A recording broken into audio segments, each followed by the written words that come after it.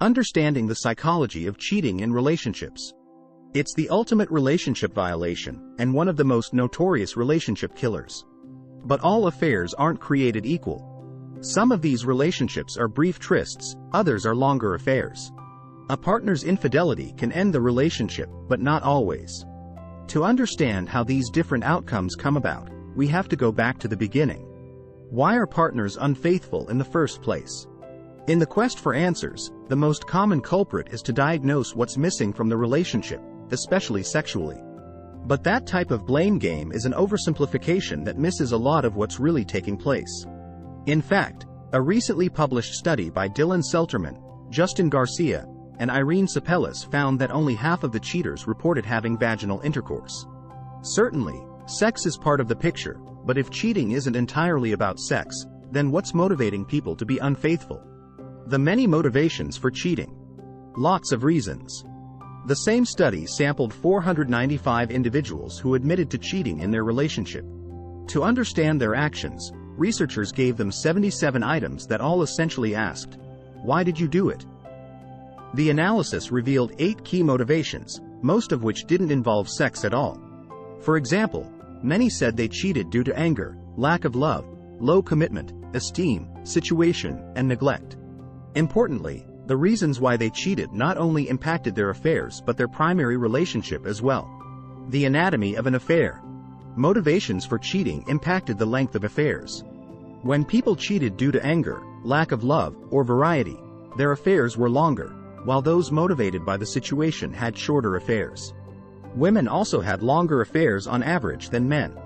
Affairs were also longer and more emotionally satisfying when participants felt closer to their affair partner. In the affairs, most, 62.8%, admitted to expressing affection for the new partner and having sexually explicit dialogue, 61.2%. Roughly 4 out of 10, 37.6%, had intimate conversations, while 1 in 10, 11.1%, said, "I love you." Those who reported less emotional connection in their primary relationship had more intimacy with their affair partner, perhaps as a way to seek out missing fulfillment. The key motivation for greater emotional intimacy with affair partners was lack of love in the primary relationship. Similarly, when the affair was prompted by lack of love, individuals found the affair more intellectually and emotionally satisfying, but much less so when the situation motivated the affair. Much of the sexual activity in affairs involved kissing, 86.7%, and cuddling, 72.9%. Individuals were more satisfied sexually with their affair partner when they cheated due to sexual desire and variety. As well, we lack of love, but not when they were cheating because of the situation. Men and women reported similar frequencies of sex with the affair partner and did not differ in their sexual satisfaction levels. Do people want to get caught? We typically think of cheating as a clandestine enterprise, the success of which depends on not getting discovered. But some cheaters aren't as careful as others, perhaps intentionally.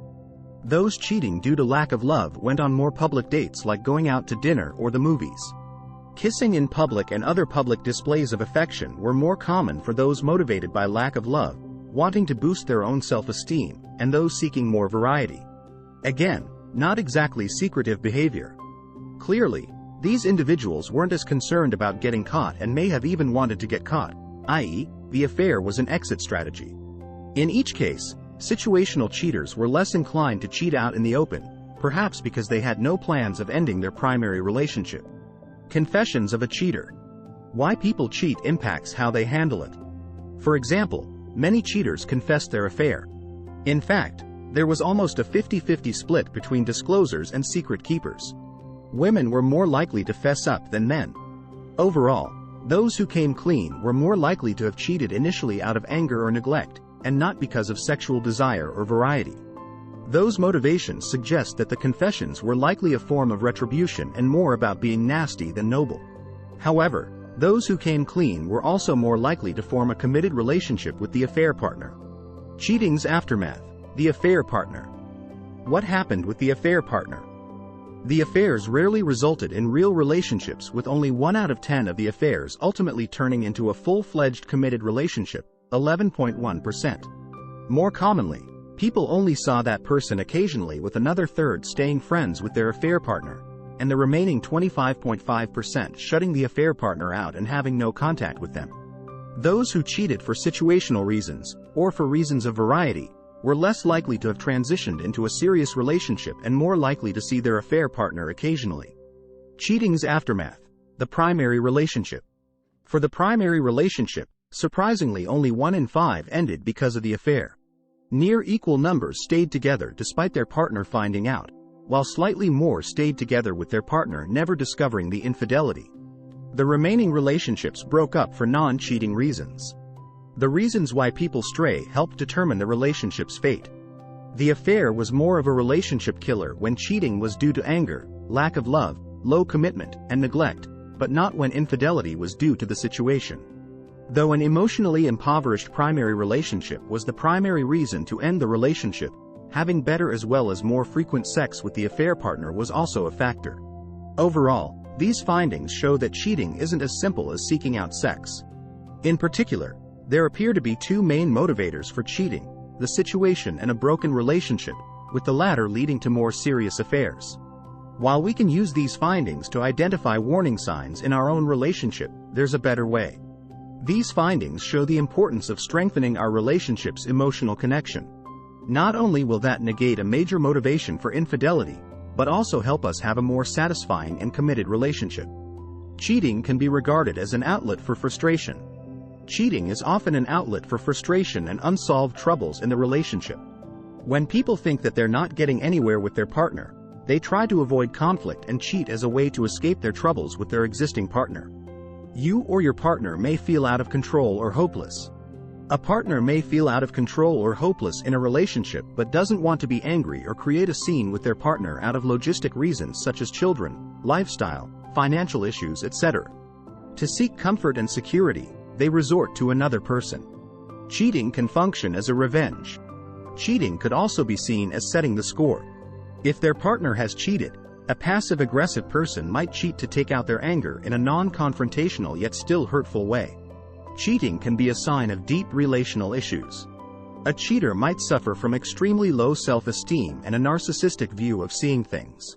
Some people have a tendency for attention-seeking, and once they are satisfied with one person, they might go on to another to fulfill their needs and validate themselves. They lack a healthy sense of self-worth, so they keep jumping from one person to another that keeps giving them constant reassurance. Cheating can be a last resort for fulfilling sexual needs. It could be that their partner is not showing interest in sex or does not fulfill their sexual needs. It could be a purely physical sensation where they are not getting the desired satisfaction from their partner. So, to meet the criteria, a cheater might resort to some other person who can give them what they desire. Cheating is a form of control. Some people have power and control issues. Being under an authoritative figure might put them off. So, to even things out and get that feeling of having power and control, they cheat. For them, cheating is a rebellious way of telling others that they still have power and control. If you find this video useful, don't forget to like and subscribe to our channel.